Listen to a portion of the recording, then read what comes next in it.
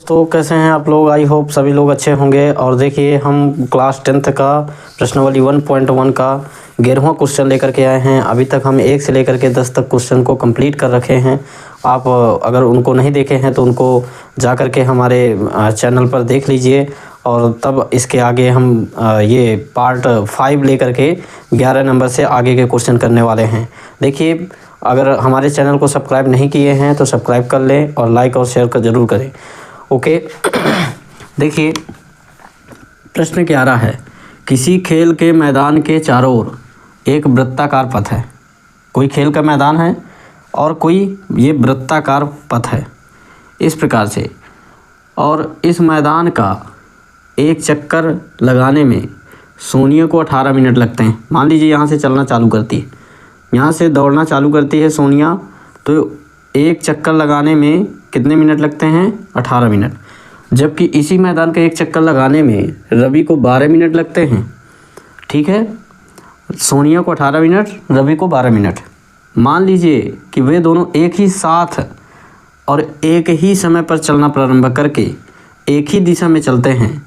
कितने समय बाद वे दोनों पुनः प्रारंभिक स्थान पर मिलेंगे? देखिए जब ऐसे आ जाए क्वेश्चन होते हैं, जैसे किसी मंदिर की घंटियां हैं, किसी अन्य समय अंतराल में बजती हैं। यदि वो एक साथ बजना चालू कर देती हैं तो वो पुनः कब एक साथ बजेंगी? तो यहाँ पर वही क्वेश्चन है कि दोनों एक ही स्थान पर एक ही समय पर चलना प्रारंभ करें, एक ही दिशा में चलें। जब सब कुछ सेम है और उनका टाइमिंग अलग अलग है तो वो पुनः कब एक साथ मिलेंगे? तो जब इस प्रकार का क्वेश्चन आ जाता है तो उस क्वेश्चन का हम एलसीएम निकालते हैं और जो एलसीएम आता है वही उसका आंसर हो जाता है। देखिए बहुत सिंपल क्वेश्चन है। आपको पढ़ने में लग रहा होगा कैसे करेंगे, क्या करेंगे, बिल्कुल ईजी है, कोई दिक्कत नहीं है। यहाँ से सोनिया को एक चक्कर पूरा करने में लगा समय बराबर 18 मिनट। ओके, रवि को या सोनिया को, रवि को एक चक्कर लगाने में लगा समय बराबर कितना मिनट है? 12 मिनट।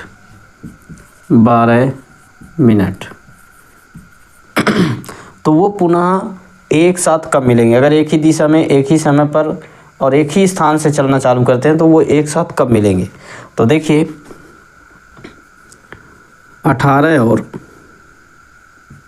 12 का एलसीएम लेने पर, इनका एलसीएम लीजिए तो 18 का गुणनखंड क्या होगा? 2 तिया 6 त्रिक 18। 12 के गुणनखंड 2 गुणे 3, 2 गुणे 2 गुणे 3।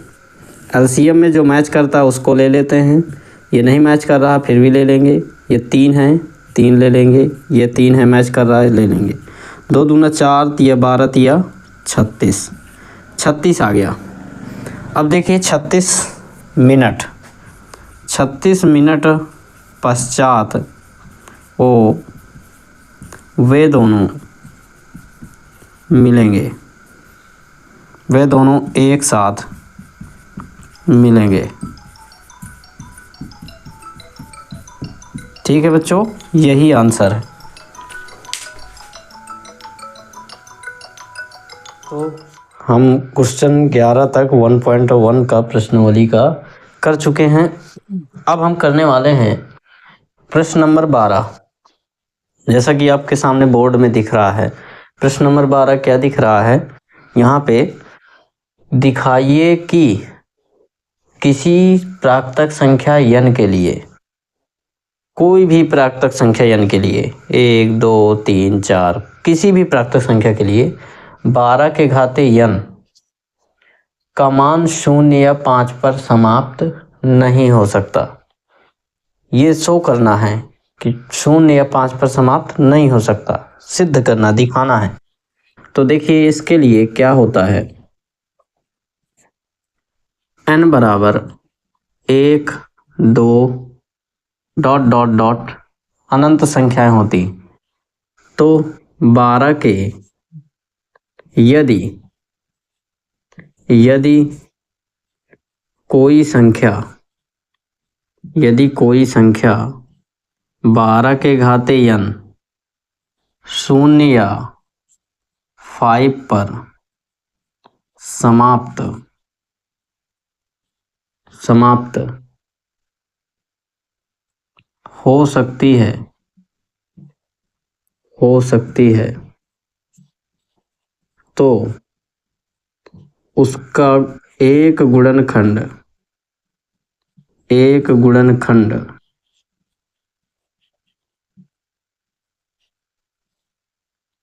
2 और 5 का होना जरूरी है।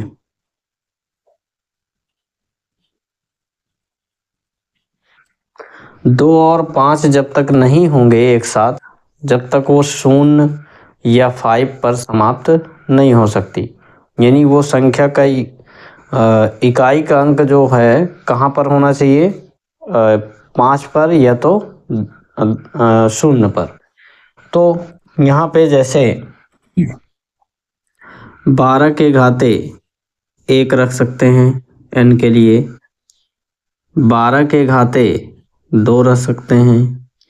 अच्छा, 12 के घाते अगर 1 रखेंगे तो 12 आएगा, इसके गुणनखंड करेंगे तो 2 गुणे 3, 5 नहीं आया ना, 0 पर समाप्त कभी नहीं हो सकती।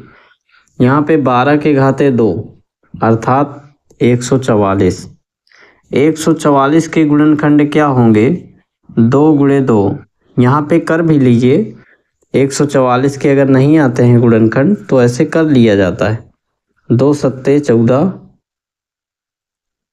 2 दूना 4, फिर 2 से 2 एक अन्नम 2, वो 2 तिया 6, 3 बार गया, 1 बचा 12 बना, 2 छंग 12, फिर 2 से 2 एक अन्नम 2, 1 बचा 16 बना, 2 अट्ठे 16, फिर 2 से 2 नवा 18, फिर 3 से 3 आ गया और 3 से 1 आ गया। यानी गुणनखंड क्या हुए, 4 2 हैं और 3 2 हैं, 2 गुणे 2 गुणे 3 गुणे 3। ठीक है, अब इन दोनों गुणनखंडों में से कहीं 2 तो दिख रहा है दोनों में, लेकिन 5 नहीं है, यानी 5 नहीं है। जब 2 और 5 दोनों एक साथ होंगे तो 0 या 5 पर समाप्त होगी, अदरवाइज समाप्त नहीं हो सकती। अतः हम कह सकते हैं, अतः 12 के घाते n 0 या 5 पर समाप्त नहीं हो सकती,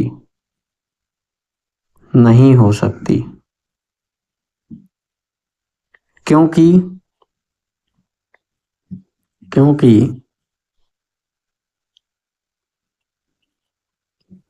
12 के घाते n में 2 गुणे 5 नहीं है। ठीक है बच्चों, अगर 2 गुणे 5 कहीं मिल जाता, 2 तो है लेकिन 5 नहीं है, अगर 5 है तो 2 नहीं है तो फिर असंभव है, इसलिए ये प्रूव हो गया। ठीक है, वीडियो को पॉज करके अच्छे तरीके से नोट कर लीजिए। आते हैं अगले क्वेश्चन नंबर 13 में। 13, निम्नतम भाज्य संख्या और निम्नतम अभाज्य संख्या का मासा ज्ञात करना। अच्छा, निम्नतम भाज्य संख्या क्या होती है? निम्नतम भाज्य संख्या, निम्नतम का मतलब सबसे छोटी, भाज्य संख्या मतलब भाज्य संख्या जिसके गुणनखंड 2 से अधिक हों। तो देखिए यहाँ पे 2 के गुणनखंड 1 गुणे 2 हैं, 3 के गुणनखंड 1 गुणे 3 हैं और 4 के गुणनखंड 1 गुणे 2 हैं। ये देखिए 2 से अधिक कहाँ से शुरुआत होती है? 4 ऐसी संख्या है जिसके गुणनखंड 2 से अधिक होना चालू हो जाते हैं। यही एक सबसे छोटी संख्या शुरुआत की, निम्नतम सबसे छोटी ऐसी संख्या है जो क्या है? भाज्य है। भाज्य मतलब 2 से अधिक गुणनखंड हो रहे हैं, 1 2 3 हैं, और जिसके 2 गुणनखंड होते हैं वो अभाज्य होती है। तो निम्नतम भाज्य संख्या क्या हो गई आपकी? निम्नतम भाज्य संख्या 4 हो गई। अब निम्नतम अभाज्य कह रहा है, तो देखिए कहाँ से शुरू हुई थी? निम्नतम अभाज्य में। ये अभाज्य हो गई और ये क्या हो गई? भाज्य हो गई, क्योंकि इसके 2 गुणनखंड हैं। तो यहाँ पे निम्नतम अभाज्य संख्या क्या होगी? 2 का मासा निकालना है। तो मासा निकालिए। 4 का गुणनखंड 2 गुणे 2 गुणे, अच्छा 1 गुणे 1 लगा सकते हैं, सबका 1:1, और 2 के गुणनखंड 1 गुणे। मासा में क्या होता है? जो दोनों में मैच करता है, दोनों में मिलता है। जैसे यहाँ पे 1 1 मिल रहा है, 1 निकाल लेंगे, गुणा लगाएंगे। 2 2 मिल रहा है, 2 उतार लेंगे। इसका जोड़ा नहीं है, नहीं उतारेंगे। यहाँ पे जैसे मासा बराबर क्या हो गया? 1 का गुणा 2 में कराइए तो आपका आंसर हो गया। ठीक है, बहुत ही सिंपल क्वेश्चन है, बड़े मज़े के साथ पढ़ेंगे। हम अब क्वेश्चन नंबर 14 को हल करने वाले हैं, प्रश्नावली 1.1 का। कह रहा है अंकगणित की आधारभूत प्रमेय का प्रयोग करके, अंकगणित की आधारभूत प्रमेय का प्रयोग करके 120 और 144 का लासा और मासा ज्ञात कीजिए। तो अंकगणित की आधारभूत प्रमेय क्या है? अंकगणित की आधारभूत प्रमेय ये है कि जैसे आप किसी भाज्य संख्या को अब अभाज्य गुणनखंडों के रूप में व्यक्त करते हैं। जैसे 4 के गुणनखंड क्या हुए? 2 गुणे 2। अब 2 गुणे 2 यानी प्रत्येक 2 को अब नहीं डिवाइड किया जा सकता, तो इसमें क्रम नहीं देखा जाता, मतलब उसका मान अद्वितीय होगा, उसका मान बदलने वाला नहीं है। जैसे मान लीजिए हम 6 को काटते हैं, उदाहरण के लिए अभी ले रहे हैं। जैसे 6 को काटा तो यहाँ पे 2 से काटेंगे तो 3 आएगा, 3 से काटेंगे तो 1 आएगा। इसी प्रकार 6 को पुनः से काटिए, 3 से इस बार काट रहे हैं हम, 2 बार 2, यानी देखिए चाहे हम 6 को 2 गुणे 3 लिखें और चाहे 6 को हम 3 गुणे 2 लिखें, इसका मान तो नहीं बदला, क्रम बदलने से मान नहीं बदलेगा। इसको कहते हैं अंकगणित के आधारभूत प्रमेय, कि इस अभाज्य गुणनखंडों के क्रम बदलने से उसके मान में परिवर्तन नहीं होता। 2 गुणे 3 यहाँ 3 गुणे 2। तो आधारभूत अंकगणित के आधारभूत प्रमेय का प्रयोग करके 120 और 144 का लासा और मासा ज्ञात कीजिए। तो क्या करना है? 120 के गुणनखंड कर लीजिए, चाहे जिससे काटिए, कोई क्रम निश्चित नहीं है कि 2 से ही पहले काटना, चाहे जिससे काट दीजिए, लेकिन अभाज्य गुणनखंड होना चाहिए। ऐसा नहीं कि 4 से काट दो, क्योंकि 4 के फिर हो रहे हैं 2 गुणे 2। तो यहाँ पे 2 से काटिए आप, 2 छंग 12, फिर 2 से काटिए 30, फिर 2 से काटिए 15, 3 से काटिए 5, 5 से काटिए 1। अच्छा 144 के गुणनखंड कर लीजिए। 144 के गुणनखंड 2 से 2 सत्ते 14, मतलब हम अंकगणित के आधारभूत प्रमेय ले रहे हैं तो यहाँ पे हम सिस्टमेटिक लगा रहे हैं, बल्कि इधर उधर भी आप काट सकते हैं। जैसे मान लीजिए कि ये 2 सत्ते 14, 2 दूना 4, हम 7 से पहले काटे दे रहे हैं, नहीं 7 से नहीं कटेगा, ये कटेगा 3 से, मान लीजिए पहले काटे दे रहे हैं। 3 चौको 12 और 2 बचा 24, 3 अठे 24। काटना चाहिए 2 से, लेकिन हम 3 से काट रहे हैं क्योंकि गणित के आधारभूत प्रमेय लगा रहे हैं, कोई सिस्टम नहीं, मान क्योंकि बदलना ही नहीं। अब 3 से काटिए, 3 एकड़ 3, फिर 1 बचा 18 वरना 3 18। अब 2 से काट दीजिए, 2 अट्ठे 16, 2 चौको 8, 2 से 2, 2 से 1। अच्छा, इनका गुणनखंड का प्रयोग करके लासा और मासा निकालना है।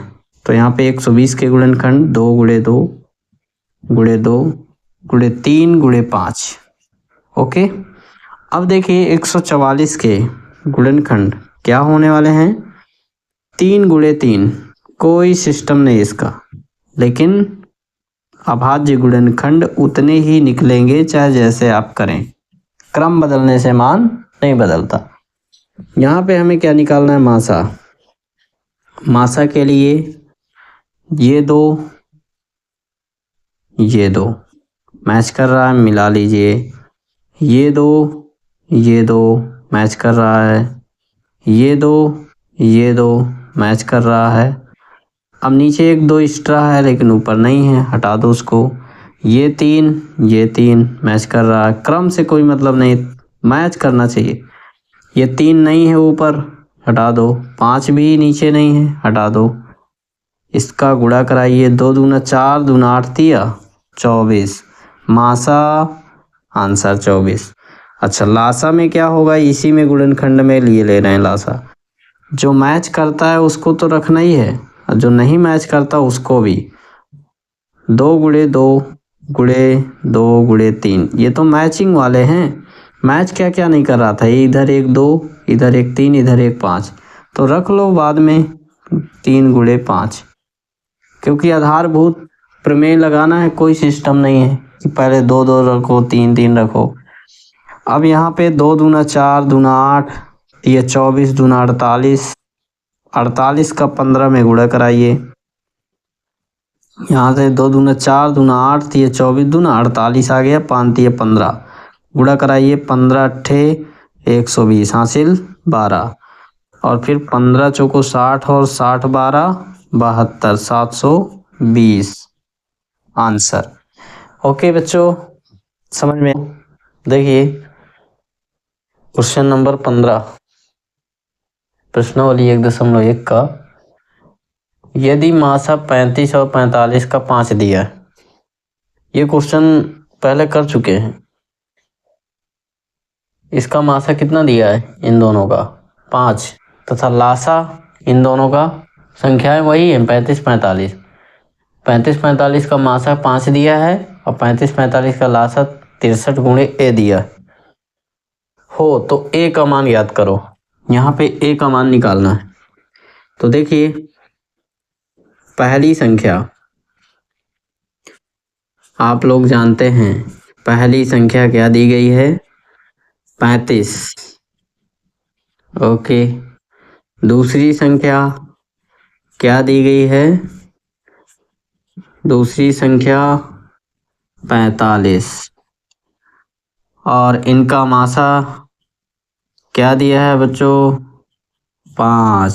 क्या दिया है, 5। और क्या निकालना है हमें, लासा कितना दिया है, 63 गुणे ए। ओके, एक सूत्र याद होगा आप लोगों को, पहली संख्या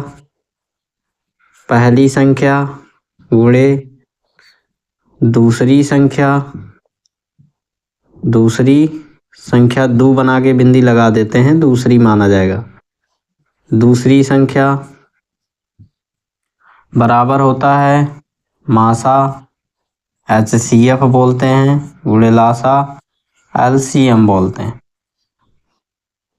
पहली संख्या 35 गुणे दूसरी संख्या 45 बराबर मासा 5 गुणे लासा कितना दिया है, 63 गुणे ए। ठीक है, 35 45 रखा रहने दीजिए गुणे में, और ये 63 और 5 बटे में आएगा, गुणे की संख्या है, इतना पार्ट इधर लाएंगे तो कह में आएगा, बटे में। 5 गुणे 63 बराबर का क्या बचा, ए। ठीक है बच्चों, इतना समझ में आ गया। 5 से काटिए, 5 सते 35 और 7 नवा 63, 9 पना 45, ए का मान कितना आ गया 5, ए बराबर 5, ये आपका आंसर है। ओके, आ गया होगा सभी को समझ में।